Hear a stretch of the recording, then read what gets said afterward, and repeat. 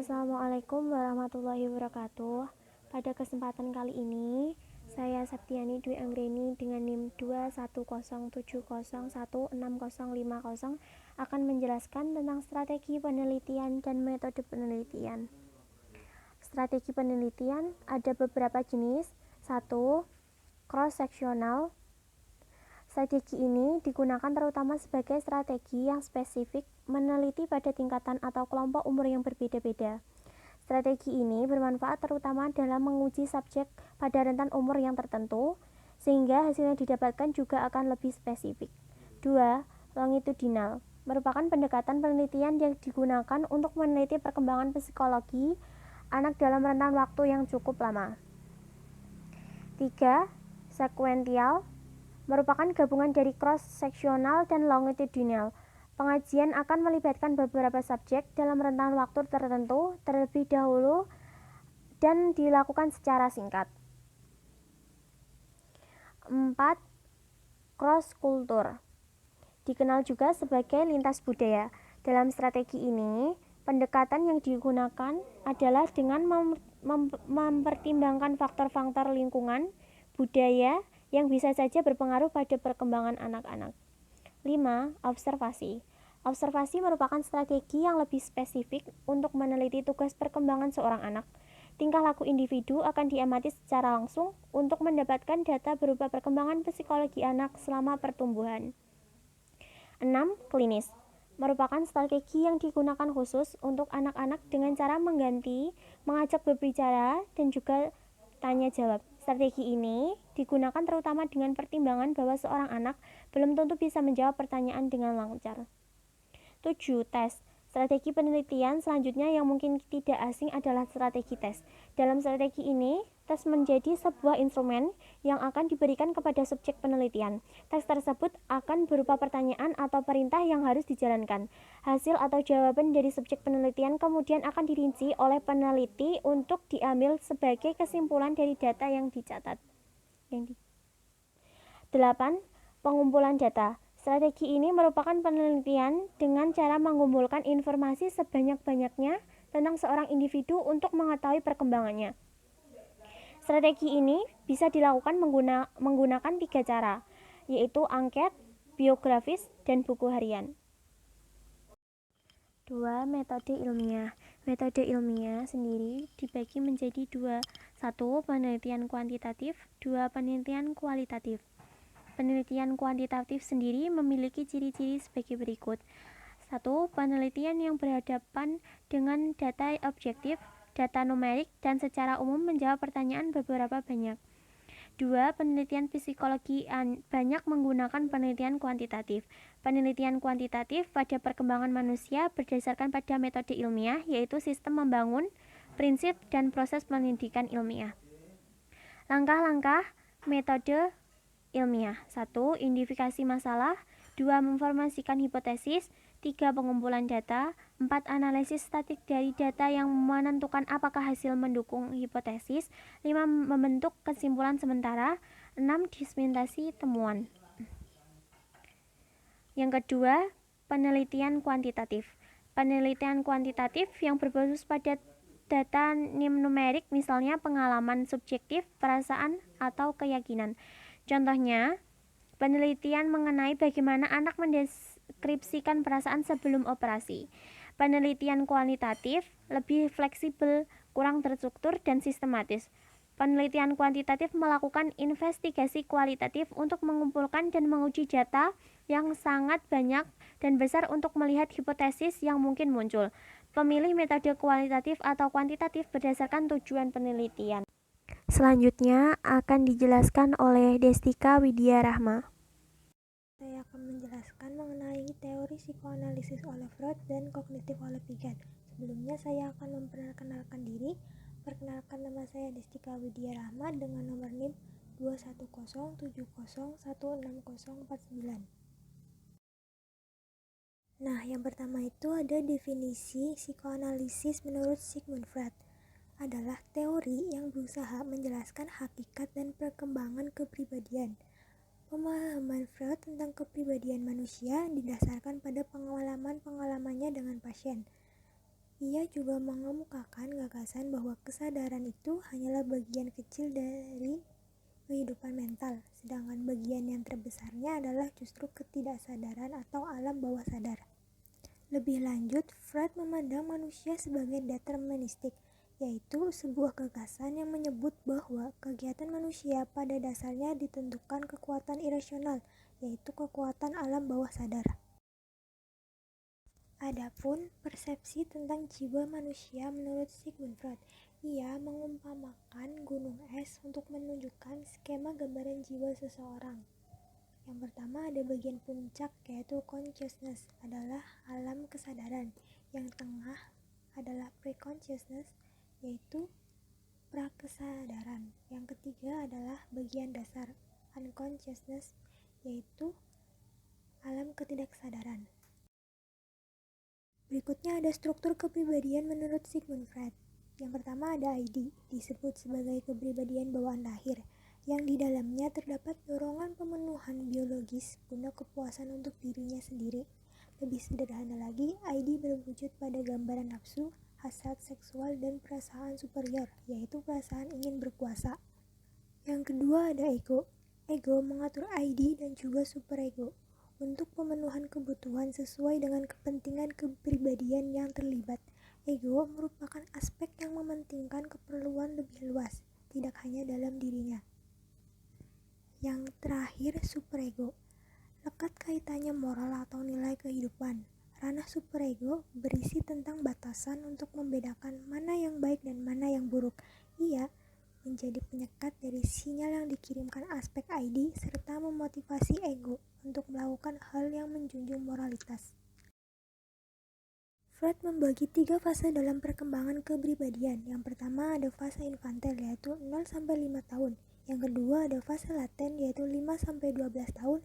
Dan yang ketiga ada fase genital yaitu 12 dewasa. Yang pertama ada fase infantil yang dibagi menjadi 3 yaitu fase oral, anal, dan falik pada usia 0-5 tahun. Yang pertama ada fase oral yaitu usia 0-1 tahun. Bayi akan mendapat kesenangan melalui segala sesuatu yang masuk melalui mulutnya. Contohnya adalah aktivitas makan, minum, dan menghisap jari. Yang kedua ada fase anal yaitu 1-3 tahun. Kesenangan bayi akan didapat dari aktivitas buang air besar.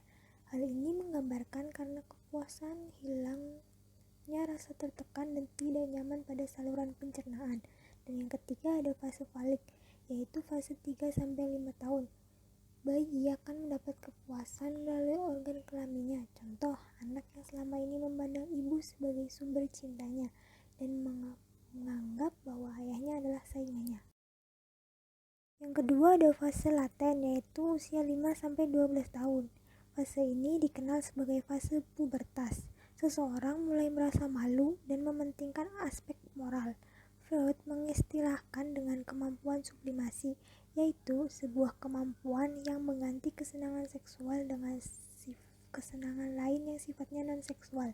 Yang ketiga ada fase genital, yaitu usia 12 sampai dewasa. Tahapan lanjutan ini adalah seseorang mulai menyalurkan keinginan seksual mereka melalui objek luar. Contohnya pacaran dan keikutsertaan pada komunitas, menikah dengan orang dicintainya, dan karir. Selanjutnya ada psikoanalisis sebagai teknik penyembuh atau terapi. Yang pertama adalah talking care, yaitu dengan membangun hubungan baik dengan pasien atau klien. Namun, Freud menganggap teknik ini memiliki kelemahan karena apa yang diceritakan oleh pasien adalah hal yang berada pada alam sadar. Dianggap kurang tepat karena permasalahan sesungguhnya terjadi pada alam ketidaksadaran. Yang kedua adalah kartasis. Freud menggabungkan momen setengah sadar untuk bisa mengevaluasi persoalan pasien. Yang ketiga ada asosiasi bebas, di mana terapi ini pasien diminta untuk rileks dan beristirahat sejenak dari pikiran yang biasanya meliputi para pasien setiap harinya. Yang terakhir ada penafsiran mimpi. Dari hal yang diceritakan pasien, lewat mimpinya, Freud mendapat kepuasan karena ia dapat mengupas memori pasien pada masa lalu di bawah alam sadarnya. Teori selanjutnya yaitu teori kognitif oleh Jean Piaget. Teori ini menunjukkan bahwa kecerdasan berubah seiring dengan pertumbuhan anak. Perkembangan menurut kognitif seseorang anak bukan hanya tentang memperoleh pengetahuan anak, juga harus mengembangkan atau membangun mental. Menurutnya, perkembangan kognitif memiliki 4 aspek. Yang pertama adalah kematangan sebagai hasil pengembangan syaraf. Yang kedua ada pengalaman, yaitu hubungan timbal balik antara organisme dengan dunianya. Dan yang ketiga ada interaksi sosial, yaitu pengaruh yang diperoleh dalam hubungannya dengan lingkungan sosial. Yang keempat ada ekuilibrasi, adanya kemampuan atau sistem mengatur dalam diri makhluk hidup agar dia selalu mempunyai pertahanan, keseimbangan, dan penyesuaian diri terhadap lingkungannya. Sistem yang mengatur dari dalam ini mempunyai 2 faktor. Yang pertama ada skema dan yang kedua ada adaptasi. Skema yaitu sesuatu yang berhubungan dengan pola tingkah laku yang teratur, diperhatikan oleh makhluk hidup yang merupakan akumulasi dari tingkah laku sederhana sampai yang kompleks. Yang kedua, adaptasi. Adaptasi adalah penyesuaian terhadap lingkungan yang terdiri atas proses asimilasi dan akomodasi.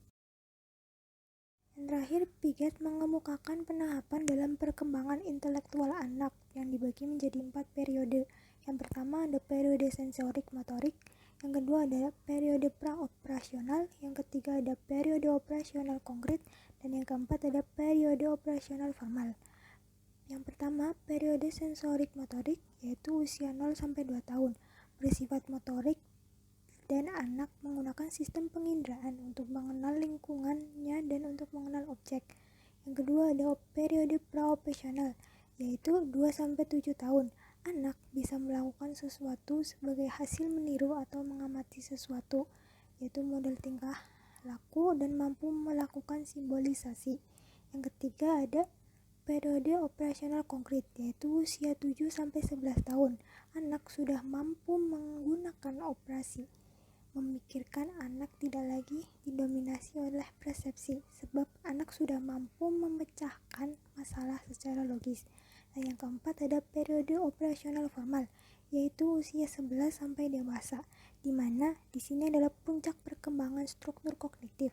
Anak remaja mampu berpikir logis, dapat menggunakan penalaran ilmiah, dan dapat menerima pandangan orang lain. Sekian dari saya, terima kasih. Saya Nadia Prima Herawati. Pada kesempatan kali ini saya akan sedikit membahas tentang teori belajar Bandura. Jadi, teori pembelajaran Bandura adalah teori pembelajaran sosial yang merupakan perluasan dari teori belajar perilaku yang tradisional atau behavioristik. Teori ini dikembangkan oleh Albert Bandura pada tahun 1986. Teori ini menerima sebagian besar dari prinsip-prinsip teori-teori belajar perilaku, tetapi memberi lebih banyak penekanan pada efek-efek dari isyarat-isyarat pada perilaku dan pada proses-proses mental internal. Bandura yakin bahwa tindakan mengamati memberikan ruang bagi manusia untuk belajar tanpa berbuat apapun. Manusia belajar dengan mengamati perilaku orang lain. Vicarious learning adalah pembelajaran dengan mengobservasi orang lain. Bandura menjelaskan bagaimana kepribadian seseorang berkembang melalui proses pengamatan, di mana orang belajar melalui observasi atau pengamatan terhadap perilaku orang lain, terutama orang yang dianggap mempunyai nilai lebih dari orang lainnya. Sudut pandang teoritis Bandura dalam teori pembelajaran sosial yaitu 1. Pembelajaran pada hakikatnya berlangsung melalui proses peniruan, imitation atau pemodelan, modeling. 2.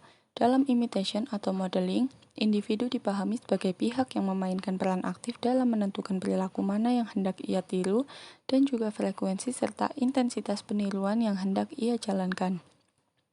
3. Imitation atau modeling adalah jenis pembelajaran perilaku tertentu yang dilakukan tanpa harus melalui pengalaman langsung. 4.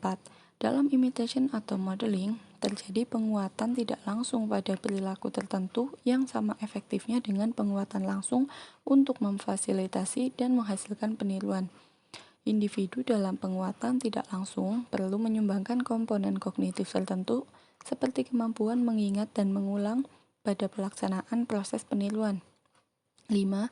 Mediasi internal sangat penting dalam pembelajaran, karena saat terjadi adanya masukan indrawi yang menjadi dasar pembelajaran dan perilaku dihasilkan, terdapat operasi internal yang mempengaruhi hasil akhirnya. Teori belajar sosial Albert Bandura memaknai bahwa peserta didik memiliki sifat 1. Intensionalitas. Peserta didik adalah perencana yang bukan hanya sekedar ingin memprediksi masa depan, tetapi juga intens membangun komitmen proaktif dalam mewujudkan setiap rencana. 2. Memprediksi. Peserta didik memiliki kemampuan mengantisipasi hasil tindakan. 3. Reaksi diri. Peserta didik lebih daripada sekedar berencana dan merenungkan perilaku ke depan. 4. Refleksi diri. Peserta didik adalah makhluk yang dilengkapi dengan kemampuan merefleksi diri. Beberapa cara yang dapat digunakan untuk menerapkan teori belajar sosial Albert Bandura dalam proses belajar mengajar adalah 1. Mengaitkan pelajaran dengan pengalaman atau kehidupan siswa. 2. Menggunakan alat pemusat perhatian seperti peta konsep, gambar, bagan, dan media-media pembelajaran visual lainnya. 3. Menghubungkan pesan pembelajaran yang sedang dipelajari dengan topik-topik yang sudah dipelajari. 4. Menggunakan musik. 5. Menciptakan suasana riang. 6. Teknik penyajian materi bervariasi. Dan 7. Mengurangi bahan atau materi yang tidak relevan. Sekian yang dapat kami sampaikan, semoga bermanfaat. Atas perhatiannya kami ucapkan terima kasih. Wassalamualaikum warahmatullahi wabarakatuh.